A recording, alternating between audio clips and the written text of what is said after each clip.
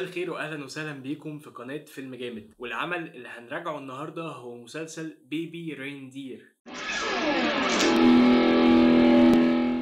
المسلسل بيحكي عن قصة حقيقية لشاب بيعاني من الوحدة، وحلم حياته ان هو يكون ستاند اب كوميديان معروف، بس دايما بيفشل. فبيظهر في حياته واحدة توكسيك بتعاني من كتير قوي من المشاكل النفسية، وبتحاول ان هي تدخل حياته. فيا ترى ايه اللي هيحصل؟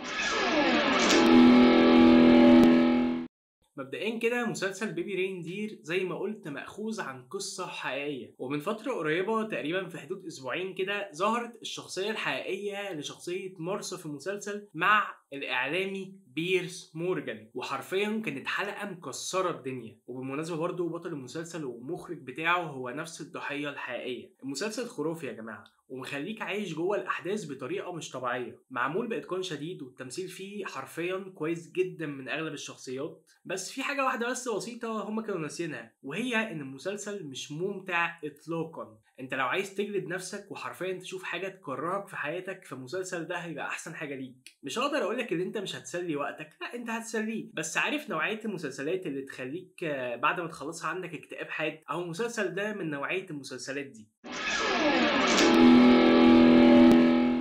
بعد كده نروح على فقرة تقييم الممثلين. نبدأ مع جيسيكا جيونينج، اللي بالنسبة ليا هي بصراحة أحسن أداء في المسلسل من غير منازع. حرفيا بكل المشاعر اللي جوايا كرهتها في تجسيد الشخصية دي، وده طبعا اتقان للدور غير طبيعي. تقييمي ليها هو 9/10. نروح بعدها للشخصية الرئيسية التانية وهي ريتشارد جاد، وأداؤه كان معبر وكويس جدا، لأن ببساطة هو اللي عاش الشخصية دي في الحقيقة. تقييمي ليه هو 8/10.